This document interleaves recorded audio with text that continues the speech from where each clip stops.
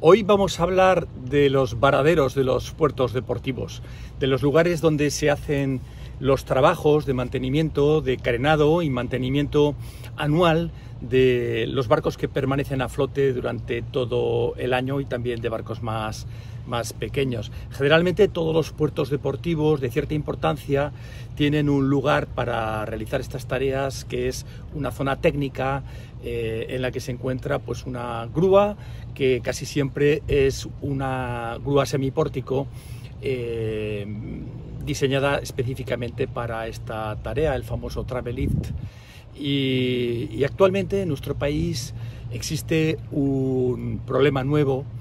que yo creo que es conveniente atajar, que es el problema de las limitaciones para la realización de trabajos en este tipo de espacios.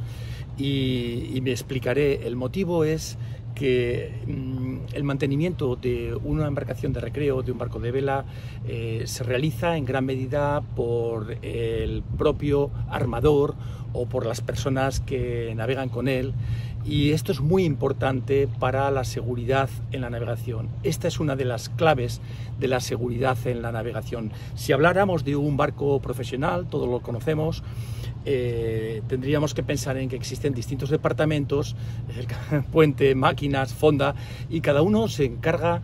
de sus diferentes cuestiones, y por lo tanto los maquinistas se encargan de velar por el correcto funcionamiento de los equipos del barco, de las instalaciones, de la propulsión, etcétera, etcétera, pero se trata de profesionales que tienen una formación específica para esto. En un barco de recreo, el patrón y las tripulaciones que navegan en ellos son los quienes se encargan de estas tareas cotidianas de mantenimiento, y en la proporción razonable del uso y disfrute de un barco de recreo de presupuesto medio, no cabe delegar ni contratar todos los trabajos a profesionales de empresas de náutica en los puertos, aunque algunos de ellos necesariamente sí se tienen que hacer por este tipo de personas. Por lo tanto, estas limitaciones que han aparecido ahora relacionadas con el acceso y el desarrollo de trabajos en estas zonas de carenado están en gran medida injustificadas, porque además, al parecer, se fundamentan en la responsabilidad derivada del riesgo de accidentes producidos por precisamente esta actividad. Bueno, precisamente hace ya unos cuantos años, en el año 2012, casualmente,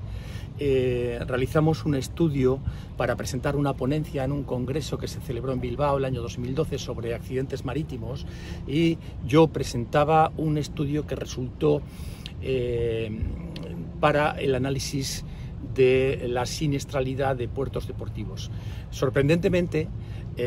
los accidentes, hablo de puertos deportivos en Europa, en la parte occidental de Europa específicamente, tomamos como muestra fundamentalmente puertos franceses. Intentamos también tomar datos de puertos deportivos españoles, aunque la mayoría de ellos o prácticamente todos no respondieron a nuestra consulta, pero sí lo hicieron, sin embargo, los extranjeros y especialmente los franceses. Y de aquí obtuvimos datos muy valiosos. Por ejemplo, que prácticamente no se daban accidentes en estas zonas de carenado y de mantenimiento. Había ocurrido alguna incidencia de carácter poco importante, pero la mayoría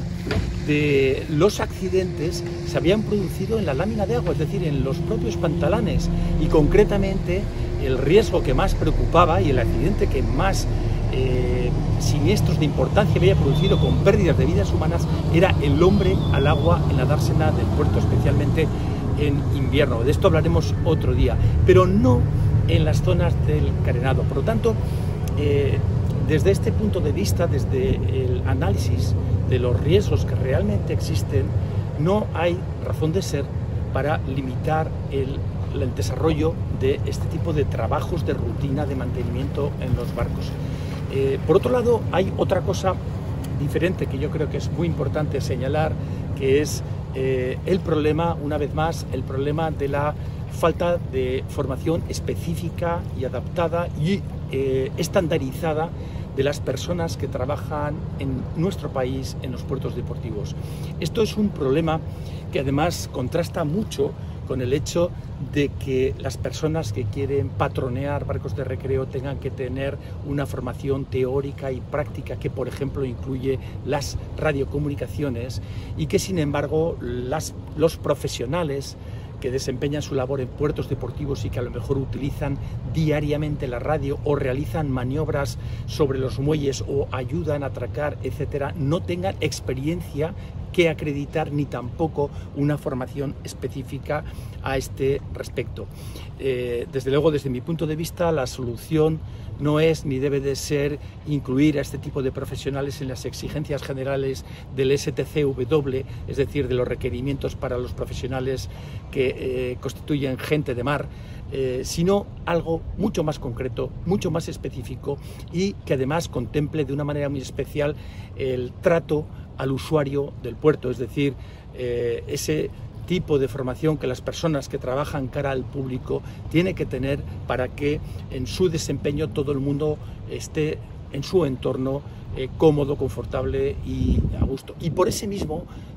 motivo no tiene justificación que en estas zonas de carenado se llene todo ahora de repente de indicaciones, señalizaciones, limitaciones, advertencias, descargas de responsabilidad y todo este tipo de cuestiones. Generalmente, cuando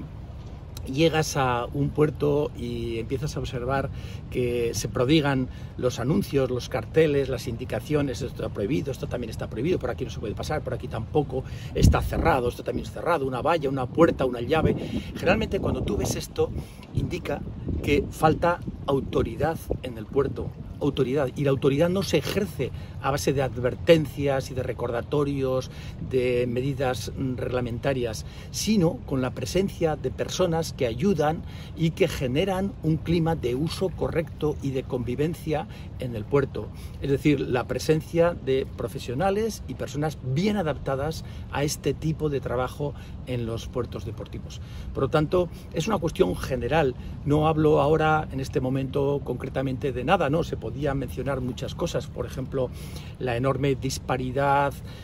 lo heterogéneo que es el equipamiento con el que se hacen los apoyos de los barcos, el eterno problema del gruista del puerto, que tiene una idea propia pero que no conoce muy bien a lo mejor las especificaciones de los barcos y de los barcos ligeros que se construyen hoy en día, que no se pueden apoyar en cualquier sitio ni de cualquier manera, la inexistencia, por ejemplo, de material que esté homologado y diseñado específicamente para calar y apuntalar estos barcos en las maniobras, y tampoco el conocimiento necesario para atirantar o asegurar la estabilidad transversal del barco para que no haya caídas, cosa que hay lugares donde se hace francamente mal, por ejemplo, tirando verticalmente hacia abajo, de manera que aumenta de manera muy importante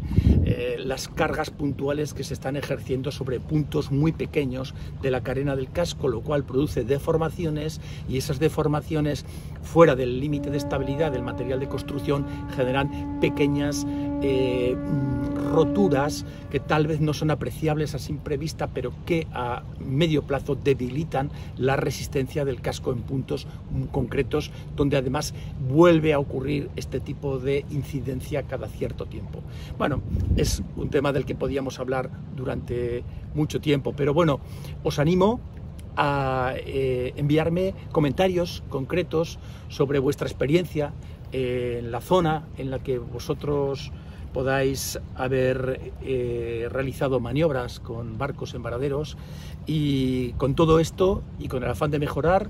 y entre todos pues vamos a ver si conseguimos que con el tiempo nuestros puertos sean mejores.